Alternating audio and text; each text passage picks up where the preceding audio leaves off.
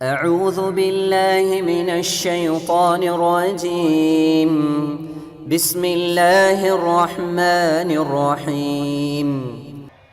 கண்ணியத்திற்குரிய எல்லாம் வல்ல அல்லாஹ்வின் நல்லடியார்களே, எல்லாம் வல்ல அல்லாஹ்வின் மகத்தான கிருபையினால் புனிதம் நிறைந்த ரமலான் மாதத்தை முழுமைப்படுத்திவிட்டு நோன்பு என்கிற சிறந்த வணக்க வழிபாட்டை நிறைவு செய்துவிட்டு இந்த பெருநாள் தினத்திலே அல்லாஹ்வை போற்றி புகழும் விதமாக பெருநாள் தொழுகையை நிறைவேற்றியவர்களாக இங்கே நாம் அமர்ந்திருக்கிறோம்.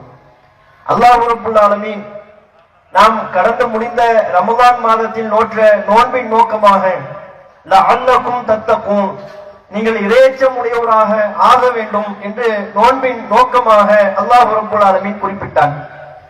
அந்த இறையச்சத்தை நாம் ரமலான் மாதத்தில் பல்வேறு நிலைகளிலே கண்டோம். தொழுகையிலே அந்த இறையச்சத்தை கண்டோம், நோன்பு என்கிற வணக்க வழிபாட்டில் அந்த இறையச்சத்தை கண்டோம். ரமலான் மாத காலகட்டங்களிலே ஏழை எளிய மக்களை காண்கின்ற பொழுது அவர்களுக்கு நம்முடைய பொருளாதாரத்திலிருந்து உதவி செய்வதின் வாயிலாக, தர்மங்களை வழங்குவதின் வாயிலாக அந்த இறையச்சத்தை கண்டோம். அதுபோல இன்றைய தினம் கூட பெருநாள் திடலுக்கு புறப்பட்டு வருவதற்கு முன்பாக, தொழுகையை நிறைவேற்றுவதற்கு முன்பாக ஏழைகளுக்கு உணவாக அமைய வேண்டும் என்பதற்காக நபிகள் நாயகம் ஸல்லல்லாஹு அலைஹி வஸல்லம் அவர்கள் சொன்ன ஃபித்ரா என்கிற கடமையை நிறைவேற்றுவதிலே அந்த இறையச்சத்தை நாம் கண்டோம். இப்படியாக பல்வேறு வணக்க வழிபாடுகளிலே நாம் இறையச்சம் என்கிற அந்த உணர்வை பெற்றாலும் அல்லாஹ் ரப்புல் ஆலமீன் நம்மிடத்தில் உண்மையான இறையச்சத்தை எதிர்பார்க்கிறார். உண்மையான இறையச்சம் என்றால் என்ன? உண்மையான இறையச்சம் என்பதை அல்லாஹ் எப்படி நம்மிடத்தில் எதிர்பார்க்கிறான்? இறைவன் திருக்குர்ஆனிலே குறிப்பிடுகிறான், யா அய்யுஹல்லதீன ஆமனு, ஈமான் கொண்டவரே, நம்பிக்கை கொண்டவர்களே, இத்தகுல்லாஹ ஹக்க துகாத்திஹி, அல்லாஹ்வை நீங்கள் அஞ்ச வேண்டிய முறைப்படி அஞ்சுங்கள். அல்லாஹ் பயன்படுத்தி இருக்கிற வார்த்தை பாருங்கள். வெறுமனே இறைவனை பயப்படுங்கள் என்று அல்லாஹ் சொல்லாமல் அல்லாஹ்வை எப்படி அஞ்ச வேண்டுமோ, இத்தகுல்லாஹ, அல்லாஹ்வை நீங்க பயப்படுங்க. எப்படி பயப்பட வேண்டும்? ஹக்க துகாத்திஹி, உண்மையில் அல்லாஹ்வை எவ்வாறு நீங்கள் அஞ்சி நடந்து கொள்ள வேண்டுமோ அந்த பயத்தை உங்களுடைய வாழ்க்கையில் கொள்ளுங்கள். உண்மையான இறையச்சம் என்பது வெறுமனே நோன்பு நோற்றிருக்கும் போது வெளிப்படுவது மட்டுமல்ல.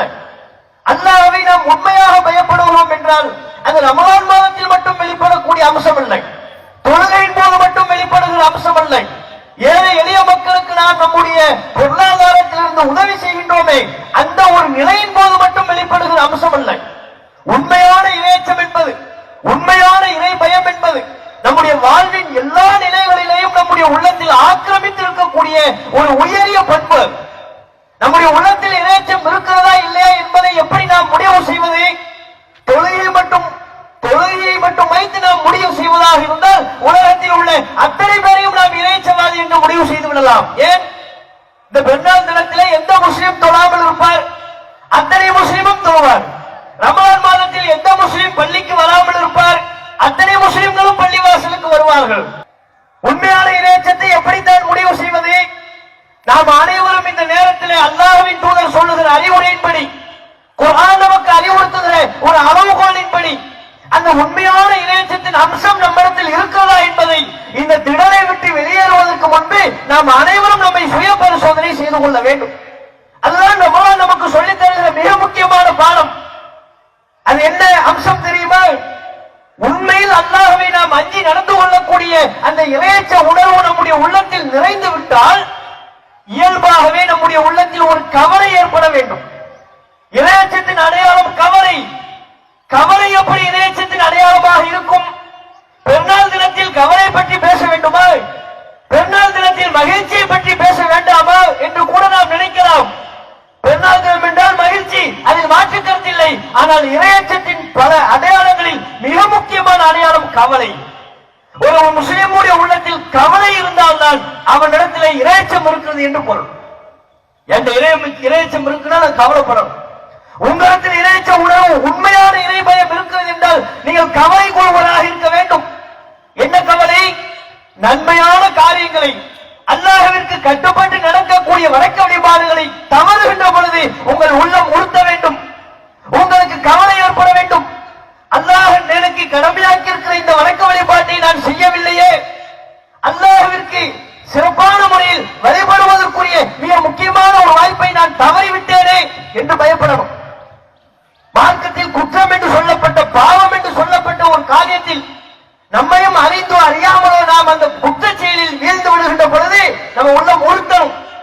அந்த பாவத்தில் விழுகின்ற பொழுது கவலை ஏற்படும். ஒரு நன்மையை நீங்கள் செய்ய தவறுகின்ற பொழுதும், ஒரு பாவத்தில் நீங்கள் வீழ்ந்து விட்ட பொழுதும், எந்த மனிதரின் உள்ளத்தில் கவலை இல்லையோ, எந்த மனிதரின் உள்ளத்தில் உறுத்தல் இல்லையோ, எந்த மனிதரின் உள்ளத்தில் எவ்வித சலனமும் இல்லையோ, அந்த உள்ளத்தில் இரைச்சம் இல்லை. ஒரு மனிதன் நன்மையை செய்ய தவறுகின்ற பொழுது, ஒரு குற்றத்தில் வீழ்ந்து விட்ட பொழுது எந்த மனிதன் கலக்கம் அடைகிறானோ, பதட்டம் அடைகிறானோ, அல்லாஹ்வை நோக்கி விளைகிறானோ, தான் செய்த குற்ற செயலுக்காக, பாவத்திற்காக கவலை கொள்கிறானோ, அதுதான் இரையச்சத்தின் அடையாளம். நபிகள் நாயகம் ஸல்லல்லாஹு அலைஹி வஸல்லம் அவர்களிடத்தில் அந்த கவலை இருந்தது. மறுமை குறித்த கவலை இருந்தது, விசாரணை குறித்த கவலை இருந்தது. ஒரு முறை அப்துல்லாஹ் இப்னு மஸ்ஊத் என்கிற நபித்தோழரிடத்தில் நபிகள் நாயகம் அவர்கள் நமக்கு குர்ஆனை ஓதி காட்டுமாறு கேட்கிறார்கள். இக்ரா அலைய, அப்துல்லாஹ் அவர்களே குர்ஆனை எனக்கு ஓதி காட்டுங்க அப்படின்னு கேட்கிறாங்க. அப்துல்லாஹ் இப்னு மஸ்ஊத் ரலியல்லாஹு அன்ஹு அவர்கள் ஆட்சேபனை தெரிவிக்கிறார்கள். அல்லாஹ்வின் தூதரே, அக்ரவு, நான் உங்களுக்கு குர்ஆனை ஓதி காட்டணுமா? அலைக்க உன்சில், இந்த குர்ஆனை தங்கள் மீது தானே அருளப்பட்டிருக்கிறது. குர்ஆன் உங்கள் மீது அருளப்பட்டிருக்க, உங்கள் மூலமாகத்தான் இந்த குர்ஆனை நாங்கள் கற்றுக்கொண்டோம். அப்படி இருக்கின்ற பொழுது நான் உங்கள் மீது ஓதி காட்டவா? நபிகள் நாயகம் சொன்னார்கள், ஆம், ஓதி காட்டு. ஃபஇன்னி உஹிப்பு அன் அஸ்மஅஹு மின் கைரி. நான் அடுத்தவங்க ஓதுறதை ரொம்ப கேட்பேன், எனக்கு ரொம்ப பிடிக்கும். அடுத்தவங்க ஓதுவதை நான் செவிமடுப்பேன், அது எனக்கு ரொம்ப விருப்பமான காரியம், நீ ஓது என்று சொல்கிறாங்க. நம்மளும் சில நேரத்தில் கிராத்லாம் போடும். கிராத்து போட்டா இவருக்கு பாய்க்கு தூக்கம் தான் வரும். கேட்கறது லைக் பண்றது இல்லை. பலா முசீபத்து பேசணும்னா 2 மணி நேரம் முடிச்சுக்கிட்டு பேசிக்கிட்டு இருப்பாங்க. அது ஒற்றைப்படை இரவா இருந்தாலும், இரட்டைப்படை இரவா இருந்தாலும், நள்ளிரவாக இருந்தாலும், பகலா இருந்தாலும் அது பிரச்சனையே இல்லை. அதுக்கு சலிப்பே தட்டாது. குர்ஆனை கேட்கணும்னு வைங்க, 10 நிமிஷத்துல ஆட்டோமேட்டிக்கா தூங்கிடுவார். ரசூலுல்லாஹ் சொன்னாங்க, நான் குர்ஆன் அதிகமா அடுத்தவங்க இருந்து கேட்பேன், நீங்க ஓதுங்கிறாங்க. ஓதுகிறார்கள். சூரத்துன் நிசா 4வது அத்தியாயம் ஓதுகிறார்கள். 40 வசனத்தை ஓதிவிட்டார்கள். பொறுமையாக நபிகள் நாயகம் கேட்டார்கள். 41வது வசனம் வந்தது. அந்த வசனத்தை ஓதி முடிக்கின்ற பொழுது அப்துல்லாஹ் இப்னு மஸ்ஊத் அவர்களினுடைய தொடையை நபிகள் நாயகம் தட்டுகிறார்கள். போதும் போதும், நிறுத்து என்று சொல்கிறார்கள். அவர் திரும்பி பார்க்கிறார், நபிகள் நாயகத்தை திரும்பி பார்க்கிறார்கள். இதன் ஐநாஹு தத்ரிபான், அல்லாஹ்வின் தூதருடைய இரு கண்களும் கண்ணீரை சொரிந்தது. அழுகிறார்கள். அந்த வசனத்தை கேட்ட மாத்திரத்தில் அழுகிறார்கள். நபிகள் நாயகத்தை அளவைக்கும் அளவிற்கு அந்த வசனத்தில் என்ன இருந்தது? அல்லாஹ் நபிகள் நாயகத்தை நோக்கி அந்த வசனத்தில் உரையாடுகிறான். فكيف اذا جئنا من كل امه بشهيد وجئنا بك على هؤلاء شهيدا. நபியே, உமக்கு எப்படி இருக்கும் யோசித்து பாருங்கள் அல்லாஹ். فكيف, எப்படி இருக்கும்? اذا جئنا من كل امه بشهيد, ஒவ்வொரு சமுதாயத்துக்கு எதிராகவும் மறுமை நாளில் அவர்களுக்கு எதிராக ஒரு சாட்சியாளரை கொண்டு வந்து நாம் நிறுத்துவோம். உங்கள் சமூகத்திற்கு எதிராக, உங்கள் உம்மத்திற்கு எதிராக சாட்சி சொல்வதற்கு உண்மை நாம் நிறுத்துவோம் நபியே, அப்போது உமக்கு எப்படி இருக்கும் என்று அல்லாஹ் கேட்கிறான். பாருங்க, ரசூலுல்லாஹ்வை நோக்கி அல்லாஹ் சொல்கிறான், எல்லா சமுதாயத்துக்கும் எதிராக ஒரு சாட்சியாளர் கொண்டு வந்து நிறுத்தப்படுவார், நான் கொண்டு வந்து நிறுத்துவேன். இவர்களுக்கு எதிராக நபியே, உங்க உம்மத்துக்கு எதிராக உங்களை நான் கொண்டு வந்து நிறுத்துவேன், நீங்க தான் சாட்சி சொல்லணும். அப்போது உங்களுக்கு எப்படி இருக்கும் என்று அல்லாஹ் ரப்பல் ஆலமீன் அந்த வசனத்தினூடாக நபிகள் நாயகத்தை சிந்திக்க சொல்கிறார். அந்த வசனத்தை செவிமடுத்த மாத்திரத்தில் நபிகள் நாயகம் ஸல்லல்லாஹு அலைஹி வஸல்லம் அவர்கள் கவலை கொள்கிறார்கள், கண்ணீர் வடிக்கிறார்கள், அழுகிறார்கள். அல்லாஹ்வின் முன்னிலையில் நாம் நிற்க வேண்டுமே, அந்த நாளில் என் சமூகத்திற்கு எதிராக நான் சாட்சி சொல்ல வேண்டுமே என்கிற மறுமை குறித்த அச்சம், கவலை, அதான் இறையச்சத்தின் அடையாளம். இதயத்தை அடிப்படையில் தான் நபிகள் நாயகம் ஸல்லல்லாஹு அலைஹி வஸல்லம் அவர்களால் அவருடைய உயரிய தோழர்கள் உருவாக்கப்பட்டார்கள். அபூபக்கர் ரலியல்லாஹு அன்ஹு அவர்கள் கவலை கொண்டார்கள், அழுதார்கள். ஹம்ஸா ரலியல்லாஹு அன்ஹு அவர்கள் கவலைப்பட்டார்கள், அழுதார்கள். ஒரு முறை ஹம்ஸா என்கிற நபித்தோழர் பாதையில் நடந்து சென்று கொண்டிருக்கிறார். அபூபக்கர் ரலியல்லாஹு அன்ஹு அவர்கள் எதிர்கொள்கின்ற பொழுது ஹம்ஸா அவர்கள் அழுகிறார்கள், கண்ணீர் விட்டு அழுகிறார்கள். அபூபக்கர் அவர்கள் நலம் விசாரிக்கிறார்கள், ஏன் அழுகிறாய் ஹம்ஸா, உங்களுக்கு என்ன ஆனது, ஏன் நீங்கள் அழுகிறீர்கள்? ஹம்ஸா அவர்கள் பதில் சொன்னார்கள், அபூபக்கர் அவர்களே, அல்லாஹ் நாஃபக ஹம்ஸா, இந்த ஹந்தலா நயவஞ்சகனாக ஆகிவிட்டான், நான் முனாஃபிக்காக ஆகிவிட்டேன். தன்னைத்தானே முனாஃபிக் என்று சொல்கிறார், தன்னைத்தானே நயவஞ்சகன் என்று சொல்கிறார். அதற்கு அவர் ஒரு விளக்கம், ஒரு காரணத்தையும் குறிப்பிடுகிறார். அபூபக்கர் அவர்களே, நாம் அல்லாஹ்வின் தூதருடைய சபையில் இருக்கின்ற பொழுது யுதக்கிருனாபில் ஜன்னத்தி ஒன்னார், நபிகள் நாயகம் அவர்கள் நமக்கு சொர்க்கத்தை நினைவூட்டினார்கள், நரகத்தை நினைவூட்டினார்கள். அப்போது நமக்கு எப்படி இருந்தது? ரசூலுல்லாஹ்வுடைய சபையில் இருக்கின்ற பொழுது என்ன மாதிரியான ஒரு ஈமானிய உணர்வில் நாம் இருக்கிறோம்? அதுவே நபிகள் நாயகத்தின் சபையை விட்டு வெளியே வந்து விட்டால் அந்த இறையச்சம் எங்கே போனது? அந்த சொர்க்கத்தை பற்றி நினைவூட்டல் எங்கே போனது? குடும்பத்தாரோடு பேசி சிரிக்கின்றோம், பிள்ளைகளோடு கொஞ்சம் மகிழ்கின்றோம், அதையும் ஒரு பாரதூரமா நினைக்கிறார். அவர் அழுவதற்கு என்ன காரணம்? பாரதூரமான ஒரு பாவ காரியத்தை செய்து விட்டோம் என்று சொல்லி அளவில்லை. இன்றைக்குள்ள காலகட்டத்தில் அப்படிப்பட்ட பாவத்தை செய்பவர்கள் கூட எந்த உறுத்தலும் இல்லாமல் கடந்து விடுகிறார்கள். ஹந்தலா அவர்கள் அழுவதற்கு உண்டான காரணம், ரசூலுல்லாஹ்வோட அவங்க சபையில் இருக்கின்ற பொழுது சொர்க்கம், நரகம், மறுமை அதை பற்றி பேச்சாக இருக்கிறது. நம்முடைய உள்ளம் முழுக்க மறுமை சிந்தனை நிரம்பி இருக்கிறது. ரசூலுல்லாஹ்வுடைய சபையை விட்டு வெளியே வந்துட்டா பிள்ளைகளோடு பேசி மகிழ்கிறோம், மனைவியோடு பேசிக் கொண்டிருக்கிறோம், மறுமையை மறந்ததை போன்ற ஒரு நிலை எனக்கு உண்டாகிறதே. இது இரட்டை நிலை இல்லையா? அப்படி என்றால் நான் முனாஃபிக் அல்லவா, நயவஞ்சகன் அல்லவா என்று தன்னைத்தானே படிக்கின்றார். அபூபக்கர் ரலியல்லாஹு அன்ஹு எப்பேற்பட்ட ஒரு சிறந்த நபித்தோழர். அவர் சொல்கிறார், அவ்வாறுதான் எனக்கும் இருக்கிறது. ஹந்தலா அவர்களே, நீங்கள் சொல்வதைப் போலவே நானும் உணர்கிறேன், வாருங்கள் நாம் நபியிடத்தில் போய் விளக்கம் கேட்போம் என்று நபிகள் நாயகம் ஸல்லல்லாஹு அலைஹி வஸல்லம் அவரிடத்தில் சென்றார்கள். நபிகள் நாயகம் ஸல்லல்லாஹு அலைஹி வஸல்லம் அவரிடத்தில் இதை சொல்கின்ற பொழுது அல்லாஹ்வின் தூதர் அவர்கள் ஹந்தலா அவர்களுக்கு அறிவுறுத்தினார்கள், யா ஹந்தலா சாஅத்தன் சாஅத்தன், அப்படித்தான் உங்களுக்கு இருக்கும். அல்லாஹ்வின் தூதர் அவர்கள் சொன்னார்கள், லவ் அன்னக்கும் ததுமூன அலல் ஹால் அல்லதி துகீமூன இன்தி, என்னிடத்தில் நீங்கள் அமர்கின்ற பொழுது எந்த நிலையில் இருக்கிறீர்களோ அதே நிலையில் எப்போதும் நீங்கள் இருப்பீர்களே, ஆனால் லசாஃபஹத்துக்குமுல் மலாயிகத்து, மலக்குமார்கள் உங்களை முசாஃபஹா செய்ய ஆரம்பிச்சிருவாங்க. பாதையில் நீங்கள் செல்கின்ற பொழுது மலக்குமார்கள், வானவர்கள் உங்களை கட்டி தழுவ ஆரம்பித்து விடுவார்கள்.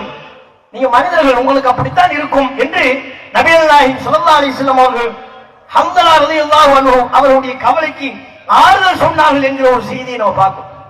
இப்படி பாருங்க, இப்படி இஸ்லாமிய வரலாறு நெடுக நல்லோர்களின் வரலாறுகளை பார்க்கின்ற பொழுது நபிகள் நாயகம் ஸல்லல்லாஹு அலைஹி வஸல்லம் அவர்கள் தொடங்கி அவர்களால் உருவாக்கப்பட்ட சமூகம் அத்தனை பேரும் கவலை கொண்டார்கள். நன்மை தவறுகளே என்று கவலைப்பட்டார்கள். ஒரு குற்ற செயல் நம்மிடத்தில் ஏற்பட்டு விட்டதே என்கிற கவலை அவர்கள் கொண்டிருக்கக்கூடிய நன்மக்களாக, சிறந்த மக்களாக இருந்தார்கள். அப்துல் ரஹ்மான் இப்னு அவுஃப் என்கிற ஒரு நபித்தோழர், அவர் ஒரு முறை நோன்பு வைத்தவராக இருந்தார். நோன்பு திறப்பதற்காக வேண்டி அவருக்கு ஒரு விருந்து கொடுக்கப்பட்டது. சாப்பாடுலாம் வைக்கிறாங்க. நம்ம நோன்பு திறப்பதற்கு சாப்பாடு வச்சா நல்லா சாப்பிட்டு தானே வரணும், அதான வளமை. அவர் அந்த சாப்பாடு எல்லாம் பார்த்து அழுகிறார். அப்துல் ரஹ்மான் இப்னு அவுஃப் என்கிற நபித்தோழர் தமக்கு முன்பாக பல்வேறு உணவு வகைகள் வைத்திருப்பதை பார்த்து கண்ணீர் விட்டு அழுகிறார். அழுது விட்டு காரணம் சொல்கிறார், என்னுடைய தோழர்கள் என்னோடு பல்வேறு யுத்த காலத்தில் பங்கேற்ற அல்லாஹ்வின் தூதரோடு இந்த மார்க்கத்திற்காக பாடுபட்ட எத்தனையோ பல நல்ல தோழர்கள், அவங்க எல்லாம் எவ்வளவு கஷ்டப்பட்டாங்க தெரியுமா? இந்த உணவு கிடைக்காம எவ்வளவு சிரமப்பட்டார்கள் தெரியுமா? பல சஹாபாக்கள் நினைவு கூறுகிறார். முஸ்அப் இப்னு உமைரை எடுத்துக் கொள்ளுங்கள், அவரை சொல்கிறார். அந்த நேரத்தில் முஸ்அப் இப்னு உமைரை எடுத்துக் கொள்ளுங்கள், அவரை விட சிறந்தவர் உண்டா? நிச்சயமாக அவர் என்னை விட சிறந்தவர். ஆனால் அவரை கஃன் செய்வதற்கு கூட ஆடை கிடைக்கவில்லையே. ஹம்சாவை விட சிறந்தவர் உண்டா? நிச்சயமாக அவர் என்னை விட சிறந்தவர். அவருக்கும் அது போன்ற நெருக்கடி நிலைதானே இருந்தது. ஆனால் இன்றைக்கு எனக்கு இவ்வளவு வசதியான உணவுகள் வழங்கப்படுகிறது என்றால் அவர் சொன்ன அந்த வார்த்தை, وَقَدْ خَشِيتُ أَنْ تَكُونَ حَسَنَاتُنَا قَدْ عُجِّلَتْ لَنَا, நான் செய்த நல்லறங்களுக்கான கூலி இந்த உலகத்திலேயே அல்லாஹ் எனக்கு விரைவுபடுத்தி தந்து விட்டானால் மறுமையில் எனக்கு எந்த நற்பேரும் இல்லையா என்ற கவலையாக இருக்கிறது, பயமாக இருக்கிறது என்று சொன்னாங்க. ஏன்? என்னை விட சிறந்தவர் முஸ்அப், அவர் இந்த இன்பத்தை அனுபவிக்கவில்லை. என்னை விட சிறந்தவர் ஹம்சா, அவருக்கு இந்த இன்பங்கள், வசதி வாய்ப்புகள் வழங்கப்படவில்லை. எனக்கு வழங்கப்படுகிறது என்றால் இந்த உணவுகளை எல்லாம் முஸ்அப் தன்னுடைய கண்ணால் கூட பார்த்ததில்லையே. இந்த உணவுகளை ஹம்சா கண்ணால் கூட பார்த்ததில்லையே. என்னை விட சிறந்தவர்கள், என்னை விட இந்த மார்க்கத்திற்கு அரும்பணி ஆற்றியவர்கள், அவர்களுக்கு கொடுக்காத இன்பத்தை அல்லாஹ் எனக்கு தருகிறான் என்றால் என்ன பொருள்? நான் செய்த நல்லறங்களுக்கான கூலி இந்த உலகத்தில் உட்படுத்தப்படுகிறதா கவலைப்பட்டார். அப்ப எனக்கு மறுமையில் எந்த கூலியும் இல்லையா? மறுமையில் எனக்கு நற்பேறு இல்லையா? மறுமை குறித்த அந்த கவலை அந்த நபித்தோழரத்தில் வெளிப்பட்டது. அப்துர்ரஹ்மான் இப்னு அவுஃப் என்கிற நபித்தோழரத்தில் வெளிப்பட்டது என்கிறதை பார்க்கிறோம். திருக்குர்ஆனில் ஒரு வசனம் அருளப்பட்டது. யா அய்யுஹல்லதீன ஆமனூ லா தர்ஃபஉ அஸ்வாத்தக்கும் ஃபௌக ஸௌத்தின் நபி. ஈமான் கொண்டோரே, நபியோடு பேசுகின்ற பொழுது, நபிக்கு நேராக அவரோடு நேரடியாக பேசுகின்ற பொழுது நபியின் சப்தத்திற்கு மேலாக உங்கள் சப்தத்தை உயர்த்தாதீர்கள். இதுதான் வசனம் அருளப்பட்டுச்சு. சாபித் என்கிற நபித்தோழர் இந்த வசனம் அருளப்பட்டதற்கு பிறகு தம்முடைய வீட்டை விட்டே வெளியே வரல, வீட்டுக்குள்ளேயே முடங்கி கிடக்கிறார். நபிகள் நாயகம் ஸல்லல்லாஹு அலைஹி வஸல்லம் அவர்கள் எங்கே சாபித்தை ஆளை காணோம், எங்க அவர் வரவே இல்லை, பார்க்கவே முடியலையே, என்னவென்று போய் அவரை விசாரியுங்கள் என்று சொல்கிறார்கள். சாபித்தை போய் விசாரிக்க செல்கிறார்கள். போனா அவர் அழுது கொண்டிருக்கிறார். அழுதவாறே அந்த நபித்தோழரத்தில் விளக்கம் அளிக்கிறார். இனி நான் ரசூலுல்லாஹ்வுக்கு பக்கத்துல வந்து நிக்க மாட்டேன். ஏன்? இயல்பாகவே என்னுடைய சப்தம் உரத்த சப்தம் கொண்டது. இயல்பாகவே நான் அதிக சப்தத்தோடு தான் பேசுவேன். என்னுடைய குரல் வளம் அப்படி. நான் நபிக்கு முன்பாக வந்து நின்று என்னுடைய இயல்பின் அடிப்படையில் சத்தமிட்டு பேசிவிட்டால் என்னுடைய அமல் என்ன ஆவது? என்னுடைய அமல்கள் என்ன ஆவது? அல்லாஹ் குர்ஆனில் சொல்லி இருக்கிற இந்த வசனம் என்னை குறித்து தான் அருளப்பட்டிருக்கிறதோ என்று நான் பயப்படுகிறேன். அவர் பயப்பட வேண்டிய அவசியம் இல்லை, பயப்பட்டார். இந்த வசனம் நபிக்கு முன்பாக சத்தமிட்டு பேசாதீங்க, பேசினா உங்கள் அமல்கள் அழிந்துவிடும் என்று அல்லாஹ் எச்சரிக்கை செய்கிறான் அல்லவா? இந்த வசனம் என் குறித்து அருளப்பட்டிருக்கிறதோ என்று எனக்கு பயமாக இருக்கிறது. இனி நான் நபிக்கு முன்பாக வரமாட்டேன், ரசூலுல்லாஹ்வுக்கு முன்பாக வந்து பேச மாட்டேங்கிறான். ரசூலுல்லாஹ்விடத்தில் வந்து விளக்கம் சொல்கின்ற பொழுது அவர் பயப்பட வேண்டிய அவசியம் இல்லை.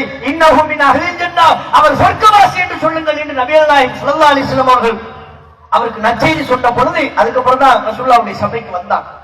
இப்படியான கவலை நம்மிடத்தில் இருக்கான் பாரு.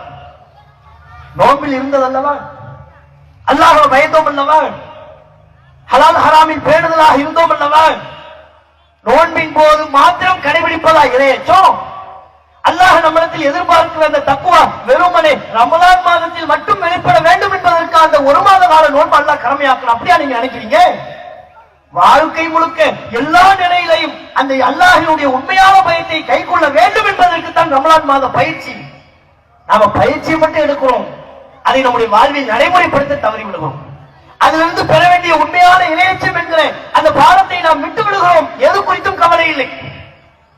இன்றைய தினத்திலிருந்து யோசித்து பாருங்கள். ரமலான் முடிந்து விட்டது. பெருநாள் தொழுகை நிறைவேற்றியதற்கு பிறகு பல முஸ்லிம்களின் மனநிலை எவ்வாறு இருக்கிறது? அவ்வளவுதான், முடிஞ்சிருச்சு. இனி நமக்கு கட்டுப்பாடு தேவையில்லை. என்ன வேணாலும் பேசிக்கலாம், என்ன வேணாலும் பார்த்துக் கொள்ளலாம், என்ன வேணாலும் செய்து கொள்ளலாம்.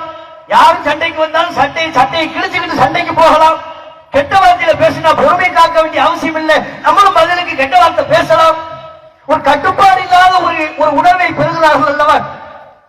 கவலை வருதான்னு பாருங்க. நம்மளால இரவு தொழுகையில கூட நின்னோம், இன்றிலிருந்து லுகர் தொழுகலை அப்படின்னா கவலை வரும். லுகரை நம்ம தவற விட்டோமே, தொழுகணுமே, அல்லது தொழுகை சரியான நேரத்தில் தொழுகணும். இல்லைன்னா தொழுகை தவற விட்டதுக்காக அல்லாஹ்விடத்துல மன்னிப்பு கேட்கணும், தௌபா கேட்கணும். இறைவா, நான் தொழுகை தவற விட்டு விட்டேன், என்னுடைய குற்றத்தை மன்னித்து விட இறைவா, மறுமையில் இதற்காக வேண்டி என்னை குற்றம் பிடிக்காது என்று அல்லாஹ்விடத்துல மன்றாடணும். அப்படி ஒரு கவலை நமக்கு வரலன்னு வைங்க, தொழுகை விடுவது குறித்து கவலை இல்லை, வட்டி குறித்து கவலை இல்லை, பொய் பேசுவது குறித்து கவலை இல்லை, மோசடி குறித்து கவலை இல்லை, புறம் பேசுவது குறித்து கவலை இல்லை.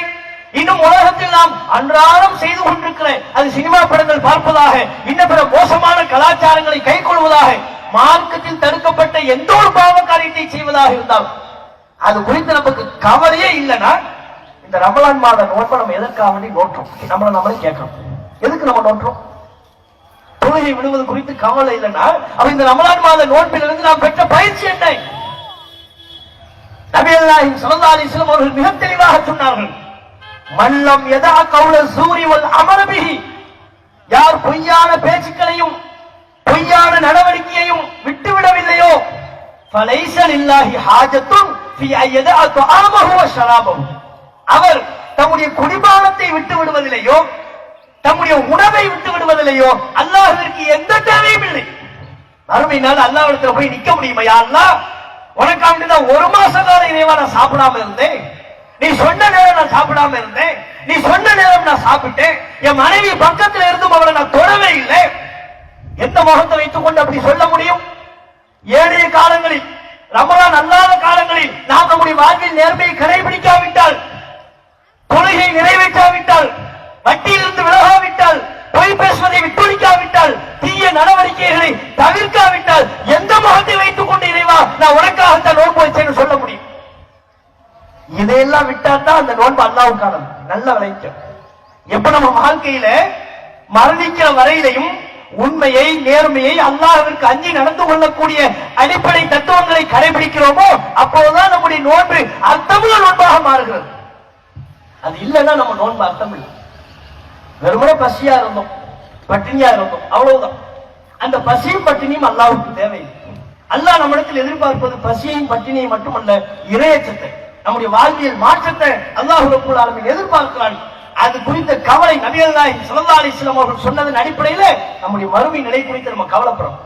என்னைக்காவது நம்ம கவலைப்பட்டிருக்கிறோம்? பொதுவாக இன்றைக்கு உள்ள மனிதர்களின் கவலை எதை பற்றியதாக இருக்கிறது? உலகத்தை தான் மையப்படுத்தி, எப்படி நம்ம பிள்ளைகளை படிக்க வைக்க போறோம், இந்த துனியாவை நம்ம எப்படி வாழ போறோம், இவ்வளவு நெருக்கடிக்கு மத்தியில் எப்படி நம்ம உயிர் வாழ்வது, எப்படி சம்பாதிக்கிறது, எப்படி வீடு கட்டுறது, எவ்வளவு சம்பாதிக்கிறது, பிள்ளை பிறப்பதற்கு முன்பு பிள்ளை பிறக்குமா இல்லையான்னு கவலை, பிறந்ததுக்கு அப்புறம் அது ஆண் பிள்ளையா, பிறப்பதற்கு சமீபத்தில் வரையும் ஆண் பிள்ளையா பெண் பிள்ளையான்னு கவலை, ஆணோ பெண்ணோ என்று ஆகிவிட்டதற்கு பிறகு அதன் எதிர்காலம் குறித்த கவலை, இப்படி முழுக்க முழுக்க நம்முடைய கவலைகள் 100க்கு 100 விழுக்காடு உலகத்தை மையப்படுத்தியதா இருக்கிறது. மனசாட்சியை தொட்டு சொல்றோம், என்னைக்காவது மறுமையில அல்லாஹ் எனக்கான பதிவேட்டுல வலது கரத்துல தருவானா இடது கரத்துல தருவானா கவலைப்பட்டிருக்கிறோமா? மீசான் என்கிற ஒன்றை அல்லாஹ் ஒரு தராச நிறுவுவானே, அந்த தராசில் நம்முடைய செயல்பாடுகள் எல்லாம் எடை போட்டு பார்ப்பானே, அந்த தராசில் என்னுடைய நன்மை நடை கணக்குமா தீமை நடை கணக்குமா, என்னிடத்தில் எது அதிகம் இருக்கிறது கவலைப்பட்டிருக்கிறோமா? யோசிச்சு பாருங்க. சிராத் என்கிற ஒரு பாலத்தை அல்லாஹ் ரப்பல் ஆலமீன் ஏற்படுத்துவான் நரகத்தின் மேற்பகுதியில். அந்த பாலத்தை கடந்தால் தான் சொர்க்கத்திற்கு செல்ல முடியும். வஇம்மின்கும் இல்லா வாரிதுஹா கான அலா ரப்பிக ஹத்மன் மக்தியா. அந்த பாலத்தில் வராதவர் என்று யாரும் இல்லை. இது உமது இறைவனால் ஏற்கனவே தீர்மானிக்கப்பட்டு விட்ட ஒன்று. எல்லாரும் அந்த பாலத்துக்கு வந்தாகணும். அந்த பாலத்துல என்னுடைய நிலை என்ன, நான் வேகமா போவனா அப்படி நம்ம கவலைப்பட்டிருக்கிறோமா? மறுமை நிலை குறித்து கவலைப்படணும். அந்த கவலை தான் உண்மையான இறைச்சத்தின் அடையாளம். நபிகள் நாயகத்திடம் அந்த கவலை இருந்தது. உலகத்தை பத்தி ரசூலுல்லாஹ் கவலைப்படவே இல்லை.